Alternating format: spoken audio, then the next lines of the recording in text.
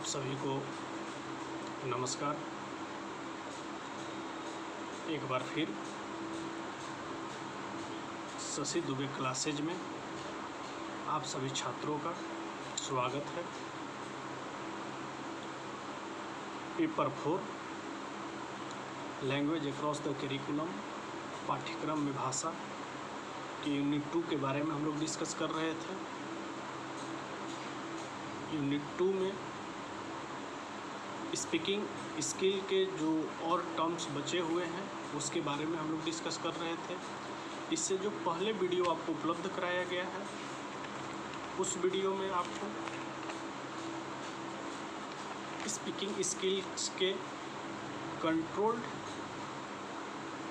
Oral work and guided oral work के बारे में डिस्कस किया गया था। आज के इस YouTube लिंक में एक अगला टॉपिक आपका फ्री ओरल रिप्रोडक्शन, स्वतंत्र मौखिक प्रतिकृति के बारे में हम लोग डिस्कस करेंगे कि फ्री ओरल रिप्रोडक्शन क्या है। इसके बारे में इस वीडियो में आपको विस्तार से बताया जाएगा। आप सभी छात्रों से एक विनम्र आग्रह है कि आप सभी वीडियो को सिस्टमैटिक देखें, वीडियो को बिना स्किप किए हुए देखें। आपको टॉपिक वाइज सारा वीडियो उपलब्ध है। फ्री ओरल रिप्रोडक्शन से पहले जो वीडियो आपको उपलब्ध कराया गया था उसमें controlled oral work and guided oral work, नियंत्रित एवं निर्देशित मौखिक कार्य के बारे में डिस्कस किया गया था। हमको विश्वास है कि आप सभी बच्चे वीडियो देखे होंगे, उससे आपको आपके लर्निंग प्रोसेस में कुछ न कुछ लाभ जरूर मिला होगा। आज हम लोग जो टॉपिक पे डिस्कस करने जा रहे हैं फ्री ओरल रिप्रोडक्शन, स्वतंत्र मौखिक प्रतिकृति क्या है, इसके बारे में इसके कंसेप्ट जानेंगे, इसके नेचर्स को जानेंगे। यह कार्य इन विशेष उद्देश्यों से न होकर सामान्य रूप से बोलने की कला अथवा कलाओं की शिक्षा देने के उद्देश्य से होता है। देखिए, फ्री ओरल रिप्रोडक्शन में अगर कि हम इसमें स्वतंत्र मौखिक प्रतिकृति की बात जब करते हैं तो इसमें विशेष उद्देश्य कोई भी बोलने का जो उद्देश्य होता है, इसमें सामान्य रूप से बोलने की कला और विशिष्ट रूप से बोलने की कला दोनों में अंतर होता है। जनरल आर्ट और स्पेसिफिक आर्ट, आप किस बात को सामान्य रूप से बोल रहे हैं, किस बात को सामान्य रूप से बोल रहे हैं और किस बात को विशिष्ट रूप से बोल रहे हैं, विशिष्ट कला के माध्यम से बोल रहे हैं, ये आपके स्वतंत्र मौखिक प्रतिकृति के बातों पे निर्भर करता है। फ्री ओरल रिप्रोडक्शन पे ये बातें निर्भर करती कि आप बोलना किस तरह से चाह रहे हैं। फ्री ओरल रिप्रोडक्शन आप स्पेसिफिक या जनरल आर्ट के माध्यम से बोल रहे हैं, विशिष्ट कला के माध्यम से आप बोलना चाह रहे हैं या सामान्य कला के माध्यम से आप बोलना चाह रहे हैं, तो आपके बोलने की जो प्रतिकृति होती है स्वतंत्र रूप से मौखिक रूप से उस बात पे निर्भर करता है कि आप किस तरह से बोलना चाह रहे हैं, किस तरह से बोलना चाह रहे हैं, आपका उद्देश्य क्या है बोलने का। एक एग्जाम्पल के माध्यम से इसको हम समझने का प्रयास करेंगे कि बोलने का जनरल आर्ट, बोलने का स्पीकिंग स्किल में जनरल आर्ट और स्पेसिफिक आर्ट किस तरह से काम करते हैं। कभी कभी आप कहीं पे स्वतंत्र रूप से मौखिक रूप से अपने बातों को रखते हैं, स्वतंत्र रूप से या मौखिक रूप से अपने बातों को रख रहे हैं। आपका उद्देश्य किसी के या किसी भी व्यक्ति का आपके बोलने से वह आहत न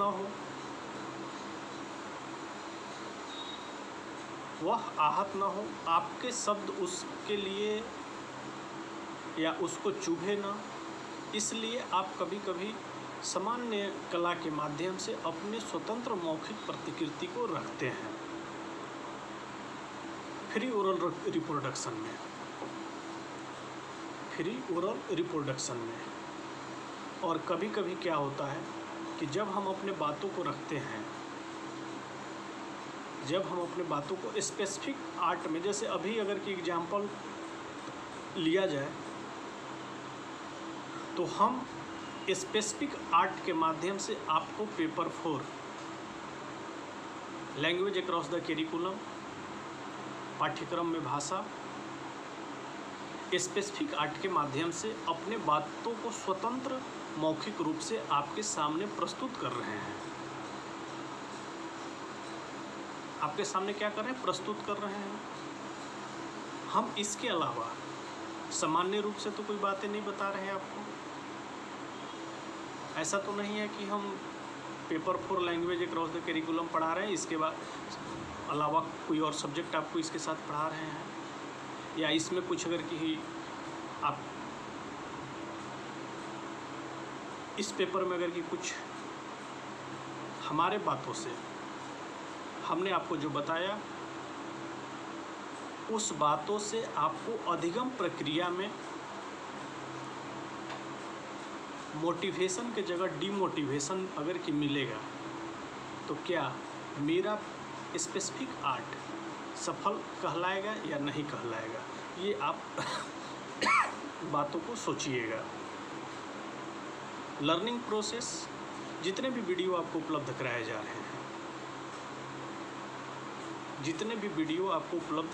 रहे हैं, आपके लर्निंग प्रोसेस को इंक्रीज करने के लिए कराए जा रहे हैं। ऐसा तो नहीं है कि, और वो भी स्पेसिफिक आर्ट के माध्यम से,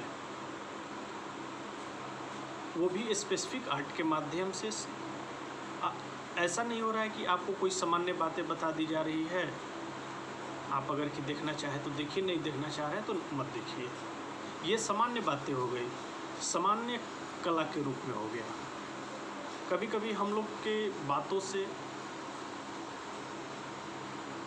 आप सामान्य रूप से अपने बातों को रख रहे हैं। प्रतिकृति कैसा है? सामान्य, विशिष्ट नहीं है। एजुकेशन प्रोसेस में शिक्षा प्रक्रिया में जब भी बातों को रखा जाता है तो विशिष्ट रूप से रखा जाता है, लेकिन जूनियर क्लासों में कुछ बातें जनरल आर्ट में भी रखे जाते हैं। लेकिन जैसे जैसे आप हायर एजुकेशन में आते हैं,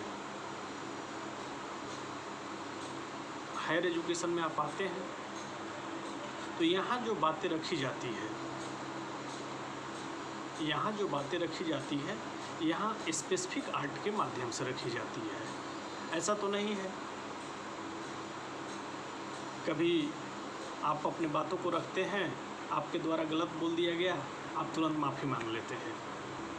आपने सामान्य बात में बोला कि नहीं, मैं किसी को अगर कि आप किसी बच्चे को आपकी बात अगर कि ख़राब लगता है तो आप वहाँ पर कहते कि नहीं हम तो मजाक कर रहे थे।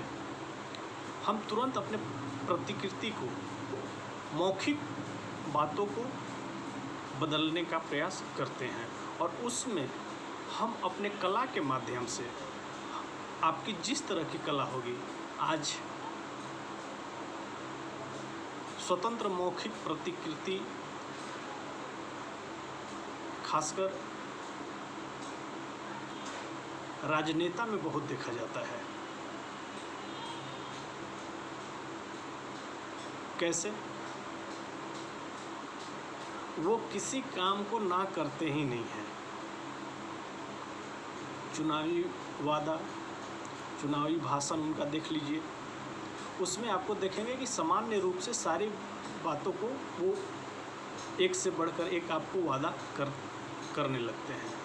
मतलब उनका प्रॉमिस करने का जो अनियंत्रित अनकंट्रोल्ड ओरल वर्क होता है, अनियंत्रित मौखिक कार्य में वो कुछ भी आपसे चुनाव के समय जब वोट होता है उस समय आपसे कुछ भी वो वादा करते हैं और स्वतंत्र रूप से वादा करते हैं। और उनका जो कला होता है हम सभी छात्र, हम सभी समाज के बुद्धिजीवी वर्ग उनके बातों में फिसलते जाते हैं और क्या करते हैं, अंततः हम अपनी मत उनको दे देते हैं। और जब वो हमारे अपेक्षा के अनुरूप काम नहीं करते हैं तो हम लोग आपस में डिस्कस करना शुरू कर देते हैं सोसाइटी में। तो इस तरह से सामान्य रूप से जो बोलने का उद्देश्य होता है वो उद्देश्य सामान्य और विशिष्ट रूप से दोनों प्रकार से होना चाहिए। वास्तविक मौखिक रचना यही है और इसका अंतिम लक्ष्य बालकों के लिए सार्वजनिक वाचन और वाद विवाद प्रस्तुत करना होता है। अब आपने बच्चे को दोनों तरह से तैयार किया, किस सिचुएशन में आपको किस तरह से बातें करना है,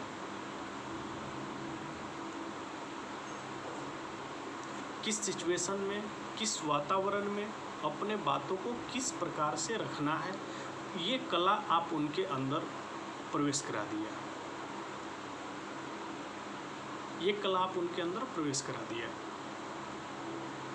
और इसके लिए हम लोग क्या करते हैं, सार्वजनिक जीवन में वो बच्चे जितना वाचन करेंगे, जितना बोलेंगे और वाद विवाद करेंगे, आपस में डिस्कस करेंगे, उतना उनके लिए सामान्य कला और विशिष्ट कला, specific art and general art, दोनों उनके लिए महत्वपूर्ण होगा।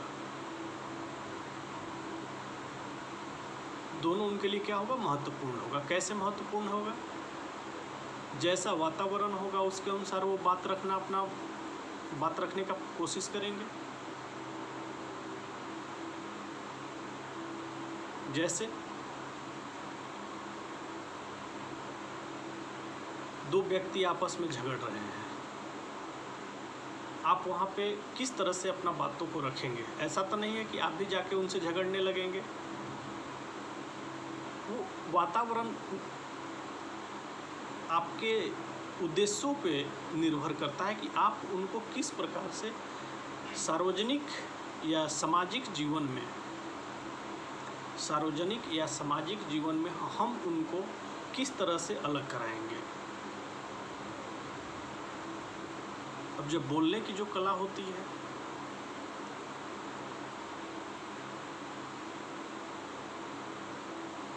बोलने की कला आप देखेंगे आपके IQ लेवल, मानसिक बुद्धि लब्धि से इसका कोई लेना देना नहीं है। आपका जैसे जैसे अनुभव बढ़ेगा, अब जैसे जैसे सामाजिक जीवन में प्रवेश करेंगे,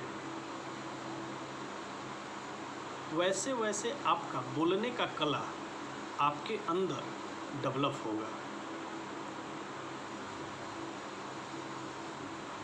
वैसे वैसे बोलने की कला आपके अंदर डेवलप होगा। उसके लिए आप वाद विवाद कर सकते हैं, ग्रुप डिस्कस कर सकते हैं, सार्वजनिक वाचन कर सकते हैं। और उसमें आपका ये होना चाहिए कि आपका उद्देश्य सामान्य उद्देश्य है या विशिष्ट उद्देश्य है। आप जनरल ऑब्जेक्ट्स या स्पेसिफिक ऑब्जेक्ट्स पे काम कर रहे हैं। आर्ट आपका कला किस प्रकार से है। इसके बाद कुछ आवश्यक बात होते हैं कि जब आप सार्वजनिक जीवन में या सार्वजनिक वाचन, जैसे सार्वजनिक वाचन का मतलब आप समझिएगा कि आपको एक ऐसा मंच दिया गया है जहां आपके बातों को लोग सुन रहे हैं, आपके बातों को लोग सुन रहे हैं। जब आप बोल रहे हैं तो कुछ लोग आपको सुन रहे हैं, वहाँ पे आप सार्वजनिक वाचन के रूप में अब आप स्पेसिफिक आर्ट का प्रयोग करेंगे या जनरल आर्ट का प्रयोग करेंगे, ये आपके ऊपर निर्भर करता है, आप सभी छात्रों के ऊपर निर्भर करेगा। हमने आपको खूब प्रिपेयर कराया सार्वजनिक वाचन के लिए, भाषण के लिए। आप जब स्टेज पे जाते हैं, स्टेज पे शब्द आपके रहेंगे, आप बोलेंगे। अब आपका कला सामान्य रूप से हो रहा है या विशिष्ट रूप से, वो आपके ऊपर निर्भर करेगा। और वहाँ पे सबसे आवश्यक जो बातें होती है, सबसे आवश्यक बातें कि जो आपका उच्चारण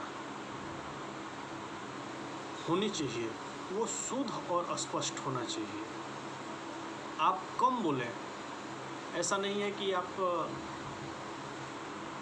बहुत अधिक बोल रहे हैं। टाइम आपको लगभग 2 घंटा खींचना है, 2 घंटा खींचना है, चारों तरफ से मैटर ला के एकदम, कभी इतिहास में घुस जा रहे हैं, कभी जियोग्राफी में घुस जा रहे हैं, कभी सिविक्स में घुस जा रहे हैं, कभी कहीं घुस जा रहे हैं, और लास्ट में पता चल रहा है कि जब कंक्लूजन निकालने की बारी आ रही है, निष्कर्ष निकालने की बारी आ रही है, तो आपके द्वारा दिए गए सार्वजनिक भाषण का निष्कर्ष क्या निकल रहा है, ये आप नहीं तय कर सकते हैं। आपने कितना शुद्ध उच्चारण किया, आपने कितना स्पष्ट उच्चारण किया, ये आपके ऑडियंस बताएंगे। और कभी कभी हम लोग जब रिकॉर्ड के माध्यम से, जैसे आपको वीडियो उपलब्ध कराया जा रहा है, इसमें हमने अपने बातों को रिकॉर्ड किया, और रिकॉर्ड करने के बाद जब हम खुद अपने बातों को देखते हैं तो हमको भी लगता है कि नहीं, हमने भी थोड़ा सा और अच्छे से प्रयास करना चाहिए था। इसका एक एग्जाम्पल आप ले सकते हैं।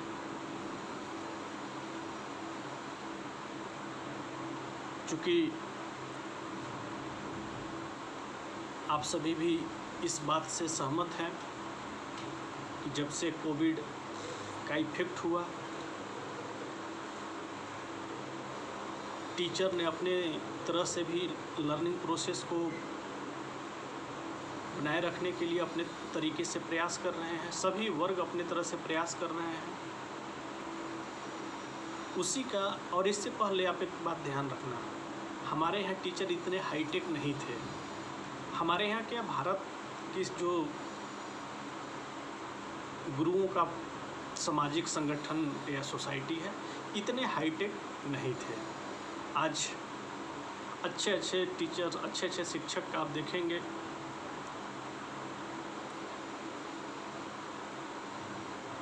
कि जूम आईडी हो या फिर वीडियो बनाना हो, वो अपने से नहीं, किसी दूसरे से मदद ले रहे हैं। आप इसको अपना वाचन, आप 5 मिनट का कोई भी वीडियो आप अपने से बोल के बनाइए। चूँकि कैमरा के पास बोलना, सार्वजनिक जीवन में बोलना, आप थकेंगे नहीं बोलने से।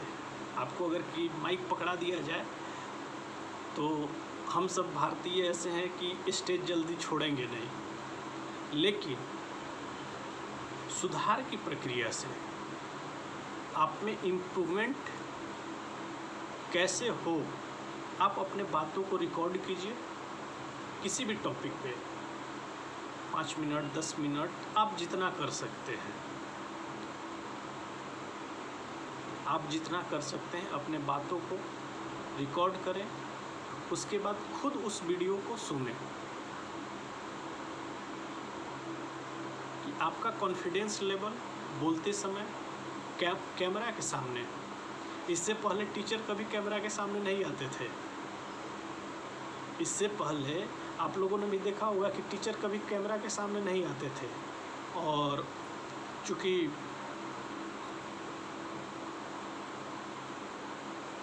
भारतीय समाज में हमको इतना व्यवस्था भी या फैसिलिटी भी अवेलेबल नहीं है कि शिक्षक कैमरा के सामने आए और बहुत अच्छे तरीक़ा से आपको लर्न कराए। आज हर शिक्षक अपने व्यवस्था से ऑनलाइन क्लास हो, जूम ऐप का आपका यूट्यूब वीडियो हो, वो सारी व्यवस्था आपको आपके लर्निंग प्रोसेस को पिछड़ने या आप लर्निंग प्रोसेस में पिछड़ न जाए, इसके लिए ये कराई जा रही है। तो हम क्या कर सकते हैं कि हम कैसे शुद्ध बोल रहे हैं, कैसे उच्चारण अच्छे से कर रहे हैं, हमारे उच्चारण में क्या दोष हैं। और अब तो प्राइमरी और अपर प्राइमरी में जब आप छोटे क्लास के बच्चों के सामने अगर की भाषा पढ़ाने जाएंगे, आप बच्चे को खड़ा कराइए, मोबाइल से उनको रिकॉर्ड कर दीजिए और उनके प्रोनाउंसिएशन को सुनिए कि कौन कौन से शब्द वो गलत कर रहे हैं। तो फिर उनको हम इम्प्रूव करा सकते हैं, उनको बता सकते हैं, उनको सुझाव दे सकते हैं, उनको ओरल वर्क के रूप में हम सुझाव दे सकते हैं, निर्देशित मौखिक कार्य भी दे सकते हैं। अब जैसे हिंदी व्यंजन में कुछ शब्द हैं, मूर्धन्य स, दंत स, तालव्य स, र, छ, ह्रस्व और दीर्घ ई और उ की मात्राओं के उच्चारण के भेद को बालक स्पष्ट कर सके और केवल अलग अलग शब्दों में ही नहीं वरना वाक्यों के बोलने में भी शुद्ध उच्चारण कर सके। इस बात को समझिएगा, हम किसी भाषा पे व्यंग नहीं कर रहे हैं। सब भाषा अपने आप में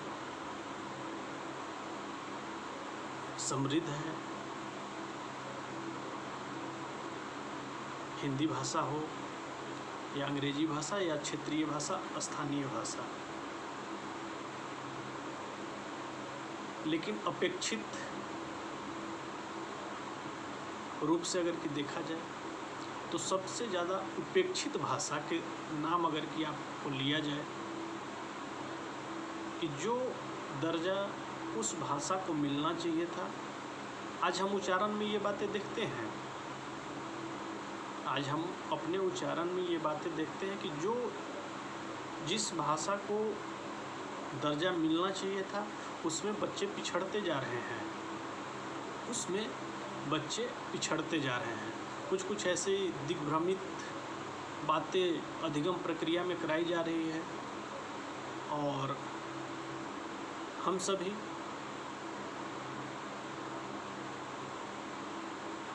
अगर कि अपने भाषा को या अपने राजभाषा को उपेक्षित करेंगे तो और लोग भी इसको उपेक्षित करेंगे। इसलिए जब इस भाषा को आप उच्चारण में कितना शुद्ध उच्चारण कर रहे हैं, इस बात पे भी आप फोकस या इस बात पे भी आप निर्देशित रूप से सामान्य कला या विशिष्ट कला के माध्यम से आप उच्चारण को देख सकते हैं और बच्चों को भी करा सकते हैं। अब तो खैर टेक्निक भी बहुत, या आप कह सकते हैं टेक्नोलॉजी भी बहुत आगे आ गया, जिससे आप बच्चों के प्रोनाउंसिएशन या उच्चारण को उनको बता सकते हैं कि आप कहाँ गलत कर रहे हैं। इससे पहले इतना टेक्नोलॉजी भी नहीं था। आज के समय टेक्नोलॉजी बहुत हावी हो गया है और ऐसे भी बोला जा रहा था कि 21वीं सदी टेक्नोलॉजी का सदी होगा। और इसके शुरुआत में ही देखिए हम लोग कितने सभी शिक्षक हाईटेक हो गए हैं, बच्चे हाईटेक हो गए हैं, लोग ऑनलाइन क्लास कर रहे हैं। तो एक तो आपका उस तरह से इन्वायरमेंट भी क्रिएट हो गया है, लेकिन इसका सबसे अगर कि गलत प्रभाव आप देखेंगे चूँकि आप सभी शिक्षक वर्ग को ही व्यक्त कर रहे हैं, आने वाले समय में आप कहीं ज़रूर शिक्षक के रूप में अपनी भूमिका निभाएंगे, तो सबसे ज़्यादा अगर कि ह्रास हुआ है इस कोरोना काल में, तो लर्निंग प्रोसेस, अधिगम प्रक्रिया और टीचर का ही सबसे ज़्यादा ह्रास हुआ है। कैसे? आज बच्चों में एक गलत धारणा बन गई है, ऐसा माहौल क्रिएट हो गया है कि शिक्षक अब हमारे शिक्षक नहीं रहे। शिक्षक हमारे लिए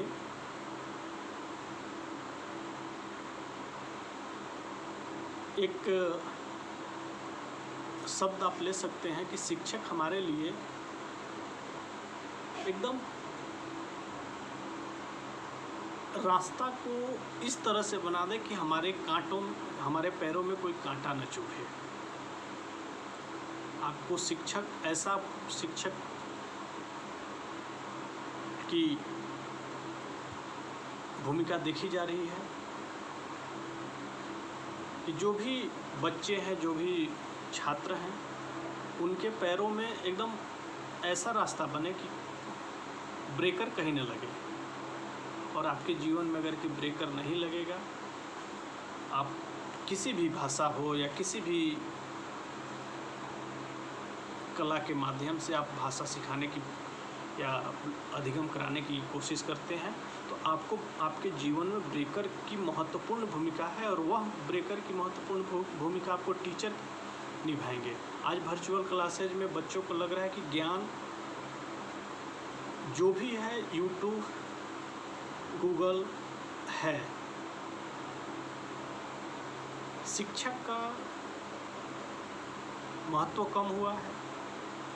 वर्चुअल क्लासेज में शिक्षक का इम्पोर्टेंस कम हुआ है, और इस घड़ी में हम लोग शिक्षक बनने जा रहे हैं, तो उस समय थोड़ी सी और अधिक भूमिका हो जाती है कि हम अपने इस भूमिका को कैसे संभाल के रखें। ज्ञान का उच्चारण कुछ उलझन पैदा करता है। हलंत वर्णों के उच्चारण का विशेष ध्यान रखना है। स्पष्ट उच्चारण से तात्पर्य यह है कि स्वर और व्यंजन न तो चबाए जाए,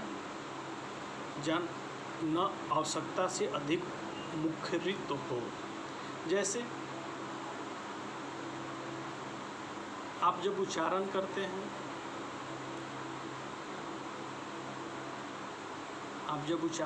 हैं, उस समय किसी भी स्वर या व्यंजन पे बहुत अधिक शब्द का फोकस करना, हर शब्द पे फोकस करना महत्वपूर्ण नहीं है।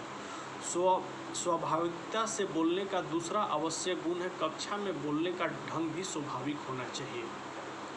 जैसे आपका जो नेचर है, आपका जो प्रकृति है, उसको बदला नहीं जा सकता है।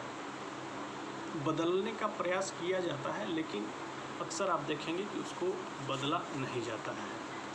हम बहुत अधिक अगर कि बनावटी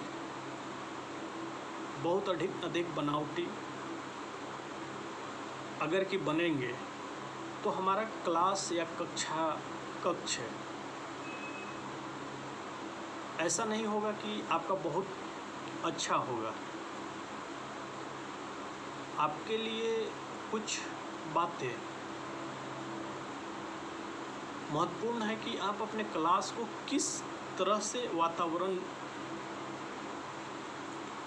का निर्माण कर रहे हैं, किस तरह का वातावरण का आपके क्लास में निर्माण हो रहा है। जैसे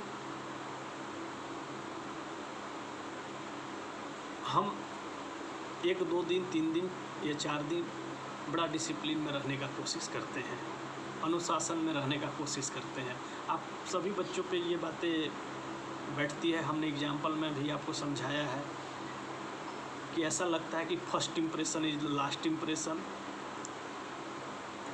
आपका पहला इम्प्रेशन अच्छा होना चाहिए और लास्ट वही इम्प्रेशन लास्ट है। हम अपने स्वभाव के अनुसार शिक्षा कुछ नेचर की प्रकृति को बदलता है, लेकिन हम इतना नहीं बदल जाए कि मेरा चेहरा ही पूरा बनावटी लगने लगे। जैसे भाषा के कुछ शिक्षक इस तरह से करते हैं। इंग्लिश वाले टीचर को आप देखेंगे, माफ़ कीजिएगा, हम तो आप कभी अनुभव किए होंगे, क्योंकि हमको भाषा जैसे शब्दों से हमने, मेरा सब्जेक्ट चूँकि मैथमेटिक्स रहा है और मैथ्स या साइंस सब्जेक्ट और भाषा में बड़ा कंट्रोवर्सी होता है, बड़ा विवाद होता है। मैथ वाले या साइंस वाले टीचर को भाषा से कभी बनता नहीं है, लेकिन इस परिस्थिति में हम आपको भाषा पढ़ा रहे हैं। तो कहने का मतलब कि आप देखेंगे कि जो स्वाभाविकता होना चाहिए बोलने में, उसमें यह आवश्यक है कि आपका स्वाभाविक होना चाहिए। बहुत अधिक बनावटी कक्षा में नहीं करना चाहिए। साधारण बातचीत में ऐसा नहीं लगना चाहिए कि बालक पढ़ रहा है अथवा व्याख्यान दे रहा है। जैसे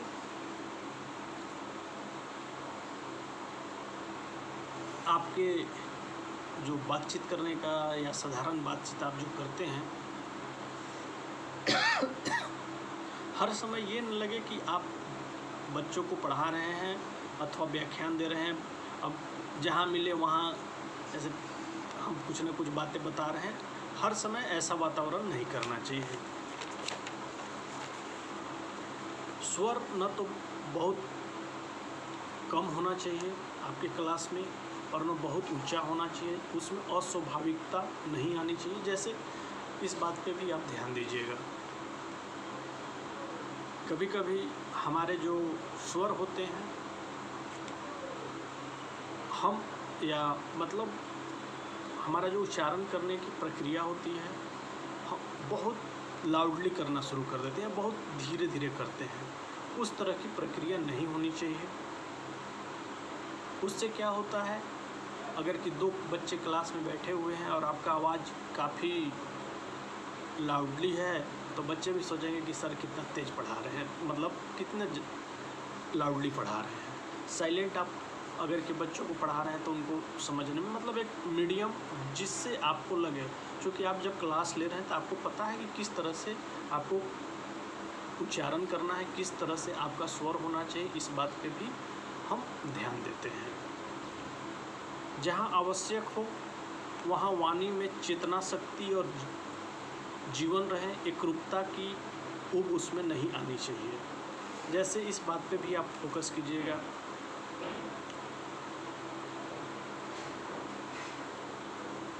कि आप वैसे जगह पे बोलें जहाँ आपके बातों को लोग सुन रहे हैं। अगर कि आपके बातों को इग्नोर कर रहे हैं तो कहीं ना कहीं आपको दिक्कत होगा। और एकरूपता उसमें नहीं आनी चाहिए, जैसे एक ही शब्द में लगातार आपको बोलते नहीं रहना है। बातचीत में आवश्यक गति होनी चाहिए। शुद्ध सहज बोलने वाले सप्रवाह ही बोलते हैं। जैसे हम अगर कन्वर्सेशन कर रहे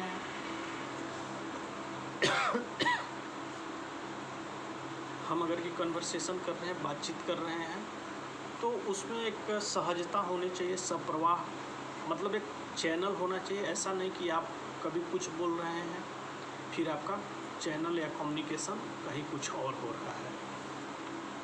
रुक रुक कर बोलना, प्रायः अशुद्ध उच्चारण होने की अधिक प्रबल संभावना होती है। जैसे कभी कभी इस बात पे आप ध्यान दीजिएगा कि बहुत अधिक रुक रुक कर बोलना, जैसे कुछ जिसको तुतलाना चाहे आप कह सकते हैं कि आप में फ्रीक्वेंसी या फ्लुएंसी अगर कि नहीं है तो आप अशुद्ध उच्चारण करने के भी अधिक प्रबल संभावना होती है। बातचीत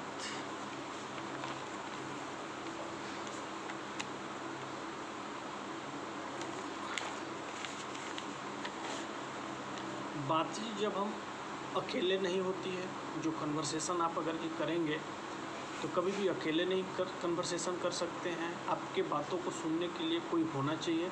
अतः दूसरे बोलने वालों की बात सुनना और समझना, लिसनिंग और अंडरस्टैंडिंग, लिसनिंग एंड अंडरस्टैंडिंग का आवश्यक अंग है। अगर कि सिर्फ आप ही बोले जा रहे हैं, क्योंकि वर्चुअल क्लासेज में कुछ तो समस्या है कि जब आपको वीडियो उपलब्ध कराया जा रहा है तो इसमें आपकी सहभागिता नहीं हो पाएगी, क्योंकि इसमें हम लोग रिकॉर्ड कर रहे हैं। तो लेकिन क्लास जो हम लोग ऑनलाइन क्लास लेते हैं वहाँ पे छात्रों की सहभागिता, मतलब मेरे भी बात को सुनने और उनके भी बात को सुनना आपको चाहिए।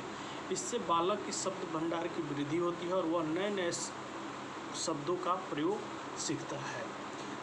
जैसे इस तरह के वातावरण, इंटरेक्शन, अंतःक्रिया छात्र और शिक्षक या शिक्षक और छात्र दोनों के बीच जब हो रहा है तो कुछ बातें आप छात्रों के द्वारा बोली गई बातें आप भी सुनते हैं और आपके द्वारा बोले गए बात छात्र सुनते हैं। तो इंटरेक्शन जो हो रहा है, अंतःक्रिया जो हो रहा है, वो दोनों टू वे हो रहा है, मतलब दोनों तरफ से हो रही है। तो वहाँ पे छात्रों का शब्द भंडार की भी वृद्धि होती है, वो अधिक शब्द भंडार उनके पास होते हैं।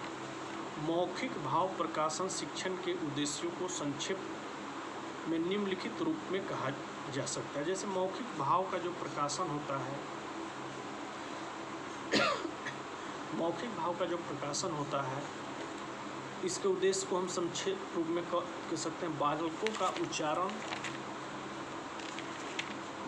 उच्चारण शुद्ध एवं परिमाणित या परिमार्जित होना चाहिए।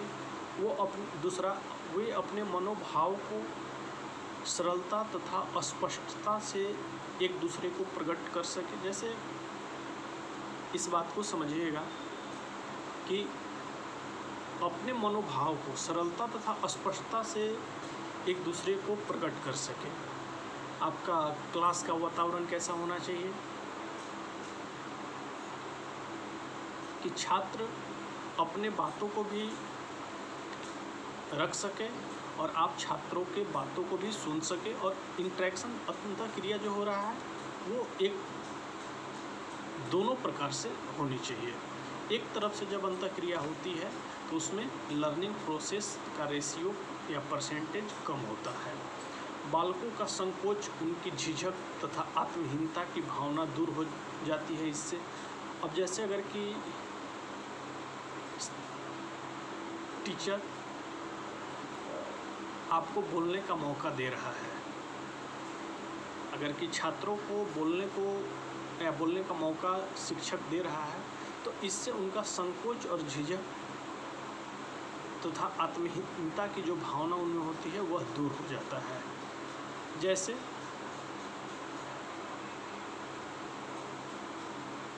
कभी भी आपके बातों को लोग जब सुनते हैं तो आप में जो संकोच और झिझक होती है वह धीरे धीरे दूर होती है। ऐसा नहीं, अगर कि शिक्षक आपको बोलने का मौका दे रहा है तो ऐसा नहीं कि ऐसा बोला जाए जिससे सभी लोग आहत हो।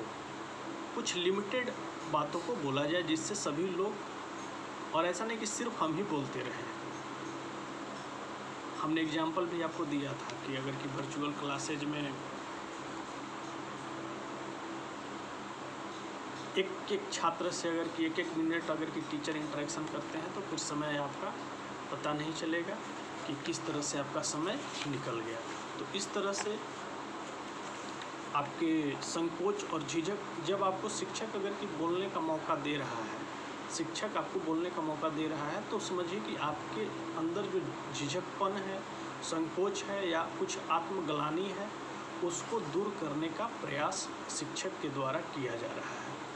तो इस तरह से आज के इस वीडियो में हम लोग फ्री ओरल रिप्रोडक्शन स्वतंत्र मौखिक प्रतिकृति के बारे में डिस्कस किए हैं।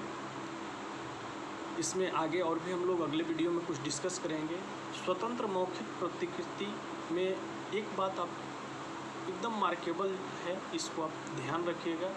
हम अगर कि बोलने के लिए स्वतंत्र हैं, फ्री हैं, तो ऐसा नहीं बोलेंगे कि एक दूसरे हमारे बातों से दूसरे को कष्ट हो। वही फ्री ओरल रिप्रोडक्शन में हम अपनी स्वतंत्र मौखिक प्रतिकृति रखते हैं कि जिससे हमारे बातों से किसी को कष्ट न हो। ये हाँ, ऐसा भी होता है कि आप सबको तो खुश रख नहीं सकते हैं, लेकिन हम ये प्रयास करते हैं कि कम से कम लोगों को दुख हो। तो इस तरह से आज के इस वीडियो में आपको फ्री ओरल रिप्रोडक्शन के बारे में पूरा डिस्कस किया गया है और आप इस वीडियो को देखें। इसमें फिर हम अगले क्लास में भी डिस्कस करेंगे और आपका धीरे धीरे यूनिट 2 अब समाप्ति की ओर हो रही है। तो इस तरह से आप वीडियो को बिना स्किप किए हुए देखें। बहुत बहुत धन्यवाद।